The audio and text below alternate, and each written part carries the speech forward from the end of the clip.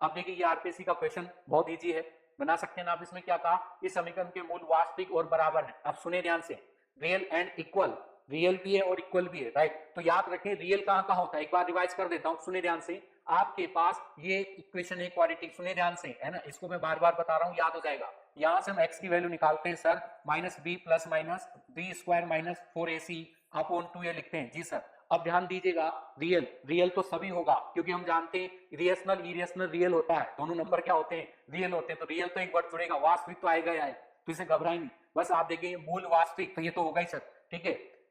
Only आपके पास imaginary पर नहीं होगा, है ना, हाँ ध्यान रखेंगे।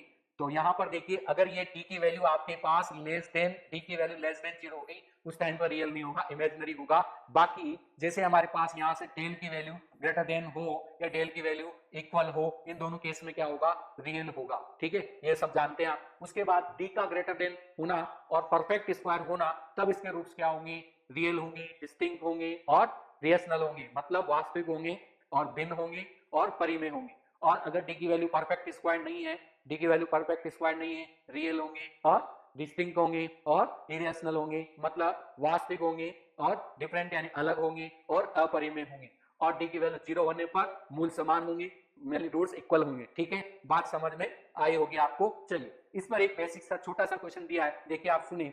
हम जानते हैं ये दिया है किसके रूट्स इक्वल हैं, तो एबीसी के बीच रिलेशन बताइए। बना लिया होगा आपने, बहुत जीरो लेवल का क्वेश्चन है सर, क्या बी स्क्वायर इक्वल 4ac लिखने वाले हैं। पर ये क्वेश्चन के लेने के पीछे ध्यान की रीजन है क्या, इसमें ध्यान से देखिए ना, इक्वेशन पूरा है। यहाँ पर कभी कभी वो क्या करता है, सुनिए ध्यान से, जल्दबाजी नहीं करें, वो ए के प्लेस पर बी और बी के प्लेस पर ए लिख सकता है, ध्यान दीजिए, यहाँ से समझेंगे।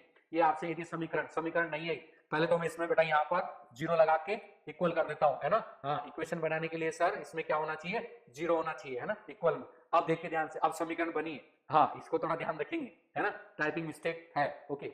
अब यहां से देखिए बी स्क्वायर, तो बी की वैल्यू क्या होगी, जब इसका स्क्वायर रूट लेंगे तो आप बनाएंगे प्लस माइनस रूट 4ac, इसका स्क्वायर रूट लेके भी लिख सकते हैं, बट बहुत सिंपल में लिखा है इसने आंसर ये आंसर नहीं होगा, ये नहीं होगा, ये नहीं होगा। आप देख सकते हैं इसका आंसर क्या हो गया, डी हो गया, समझ